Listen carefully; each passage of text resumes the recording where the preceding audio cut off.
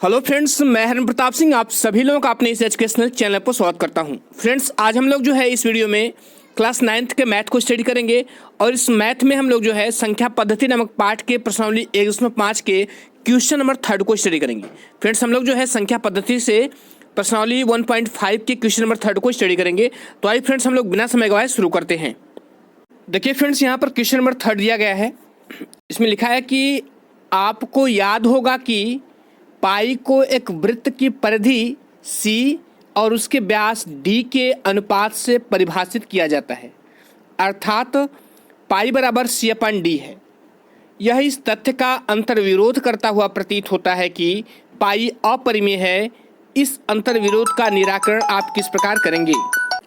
एक बार मैं फिर से रिपीट कर रहा हूँ। कह रहा है कि आपको याद होगा कि पाई को एक वृत्त की परिधि C और उसके व्यास D के अनुपात से परिभाषित किया जाता है, अर्थात पाई बराबर C/D है। यह इस तथ्य का अंतर्विरोध करता हुआ प्रतीत होता है कि पाई एक अपरिमेय है। इस अंतर्विरोध का निराकरण आप किस प्रकार करेंगे? फ्रेंड्स, इसमें पहले मैं समझा दूं प्रश्न में कहना क्या चाह रहा है। देखिए, पाई को C/D के रूप में व्यक्त किया जाता है, ठीक है। अब यहाँ पर लेकिन पाई क्या है? ये पाई जो है एक अपरिमेय संख्या है। यह पाई जो है एक अपरिमेय संख्या है।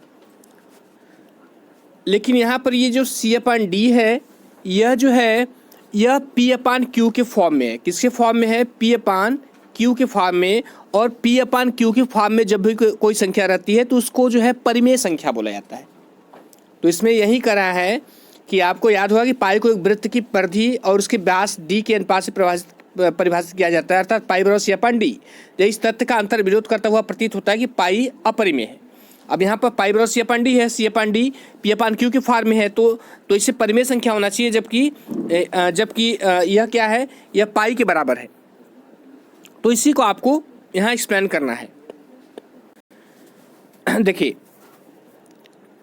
पाई का मतलब बराबर C/D, ठीक है। इसको मैं 2-3 तरह से एक्सप्लेन करूंगा कि अब यहाँ पर देखिए C/D जो है यह P/Q के फॉर्म में है, ठीक। जबकि P/Q के फॉर्म में जो होता है वह परिमेय संख्या होता है, जबकि यहाँ पर पाई क्या है? पाई एक अपरिमेय संख्या है। तो फ्रेंड्स, पहली बात ये जान लीजिए कि जो C/D होता है, C का मतलब क्या होता है? C का मतलब यहाँ पर जो होता है वृत्त की परिधि होती है। ये जो है वृत्त की परिधि होती है। और D क्या होता है? D का मतलब व्यास होता है। क्या होता है? व्यास होता है। जैसे मान लीजिए ये जो है ये कोई वृत्त है, इसकी पूरी लंबाई, इसके चारों पर जो सर्कल है इसकी पूरी लंबाई ये वृत्त की परिधि है। और जबकि ये क्या है? ये D है। ये जो है ये D की ये व्यास है, ठीक। ये व्यास है और ये पूरा जो है ये परिधि है। तो यहाँ पर जो C का और जो D का मान होता है वह जो है जैसे परिधि 6 है तो ये व्यास 2 है। तो ये जो है 6 और 2 ये एग्जैक्ट मान नहीं होते हैं, ये लगभग मान होते हैं। ये लगभग मान होते हैं। और जब आप ऊपर वाले को नीचे वाले से डिवाइड करेंगे तो आप जो है उसको अशांत अनावर्ती प्राप्त होगा, अर्थात वह, और अशांत अनावर्ती क्या होता है? वह अपरिमेय संख्या होती है।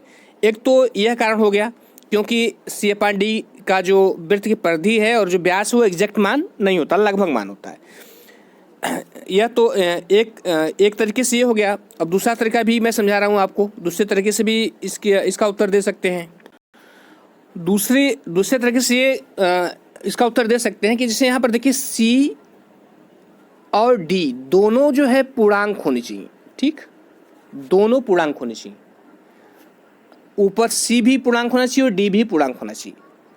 जबकि ये जो है P/Q के फॉर्म में इस तरह भी हो सकता है, जैसे √3/2 या √5/4 या 6/7। अब इसमें देखिए इस फॉर्म भी हो सकता है। ये भी तो P/Q के फॉर्म में है, लेकिन इसमें क्या है?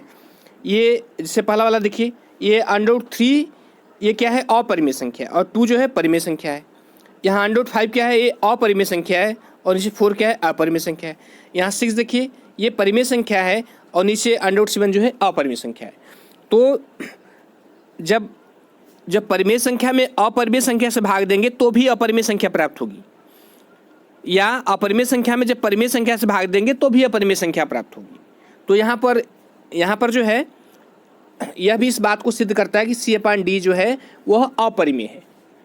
अब तीसरे तरीके से भी आप इसको जो है इसका उत्तर दे सकते हैं। अब इसके थर्ड तरीके को समझते हैं। देखिए, x का मतलब क्या होता है, x का मतलब होता है C/D। C का मतलब किसी वृत्त की परिधि होता है, और D का मतलब उस वृत्त का व्यास होता है। ठीक, अब देखिए, वृत्त की परिधि बराबर C है और व्यास क्या है, D है। तो C का मतलब क्या होता है, यहाँ वृत्त की परिधि है, वृत्त की परिधि मतलब C, तो वृत्त की परिधि क्या होती है, वृत्त की परिधि होती है 2πr होती है, 2πr होता है, ये वृत्त की परिधि होती है। अब यहाँ पर इसी को यहाँ पर ये दर्शाया गया है। ठीक है, यहाँ 2 हो गया, यहाँ पर देखिए 2 हो गया, फिर ये पाई हो गया, और यहाँ पर r क्या है, त्रिज्या है, तो यहाँ व्यास क्या है, d है। तो त्रिज्या क्या होती है, त्रिज्या व्यास का आधा होती है, अर्थात d का आधा होगी, d/2 होगी। तो यहाँ पर d/2 है। फ्रेंड्स, यहाँ c बराबर 2πd/2 क्यों लिखा है आप समझ गए होंगे। c का मतलब क्या है, यहाँ c का मतलब जो है ये वृत्त की परिधि है। तो वृत्त की परिधि का मतलब क्या होता है, वृत्त की परिधि बराबर होता है 2π और r होता है। अब यहाँ पर देखिए 2 है, फिर उसके बाद पाई है, उसके बाद r आप जानते हैं कि r जो है यहाँ पर d/2 लिखा है। d का मतलब व्यास, ये d का मतलब व्यास, इससे नीचे 2 क्यों लिखा है, क्योंकि r का मतलब भी होता है व्यास। r जो है त्रिज्या जो होती है व्यास का आधा होती है। ठीक, इसलिए यहाँ पर r को जो है यहाँ d/2 के रूप में डिनोट किया गया है। अब आगे देखिए, c के नीचे d लिख दिया गया है, और यहाँ पर πd/d। पहली बात कि हम जब ऊपर वाले सॉल्व करें, इसको सॉल्व करेंगे, तो हम जो है ये 2 से 2 कट गया, तो कितना बचा, तो यहाँ पर बचा c बराबर पाई और d बचा। c बराबर क्या बचा, पाई × d। अब देखिए, अब यहाँ पर देखिए ये C/D और πd/d लिखा गया है। जैसे अगर मैं बता दूं, जैसे कोई संख्या लिखा है x बराबर 3 लिखा हुआ है। ठीक, तो अगर हम x में 2 का भाग दे दें और 3 में भी 2 का भाग दे दें, तो इसके मान पर कोई फर्क नहीं पड़ेगा। वही चीज़ यहाँ पर की गई है। ठीक है, तो अब यहाँ पर c का मतलब क्या है, c बराबर, इसको जब 2 से 2 काट दिए कितना है, पाई और d आया, पाई × d आया, तो हम c के नीचे d से भाग दिए हैं, और पाई और यहाँ पाई d उसके नीचे d कर दिए।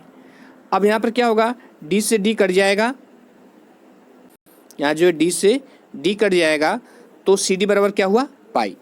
लास्ट में क्या आया, लास्ट में C/D बराबर पाई आ गया। पाई क्या है, एक अपरिमेय संख्या है। तो यह जो है पाई बराबर C/D एक अपरिमेय संख्या है, इसमें कोई अंतर्विरोध नहीं है। तो फ्रेंड्स, अब आशा करता हूँ कि आपको ये तीनों प्रकार समझ में आ गया होगा। आप 3 तरीके से इसका उत्तर दे सकते हैं। मैंने तीनों तरीका आपको बताया, एक बार मैं फिर से रिपीट कर दे रहा हूँ। पहली बात कि जो पाई बराबर C/D होता है, तो C और D दोनों का मान जो सन्निकट मान होता है, एग्जैक्ट मान नहीं होता। और यदि आप जो है C में D का मल्टीप्लाई करेंगे, जब भाग देंगे, तो आपको जो है अशांत अनावर्ती संख्या प्राप्त होगी। और अशांत अनावर्ती क्या होता है, एक अपरिमेय संख्या होती है। ये पहला कारण हो गया। दूसरा कारण ये हो गया कि जो C और D है, C/D है, ठीक है, तो भले ही ये P/Q के फॉर्म में है, लेकिन यहाँ पर जो है ऊपर एक परिमेय संख्या, परिमेय और अपरिमेय संख्या दोनों हो सकती है। जैसे 2/√3, तो 2/√3 ऊपर तो पूर्णांक है, लेकिन नीचे पूर्णांक नहीं है। जबकि परिमेय संख्या में क्या होता है कि ऊपर और नीचे दोनों पूर्णांक होना चाहिए। और थर्ड मैंने अभी आपको एक्सप्लेन किया है, ये वाला जो आपके सामने है। तो आशा करता हूँ फ्रेंड्स आपको समझ में आया होगा, और यदि अच्छा लगा हो तो लाइक सब्सक्राइब और शेयर करिएगा, और अपने कमेंट जरूर भेजिएगा कि वीडियो कैसे लगी या कहाँ आपको समझ में नहीं आया। Thank you.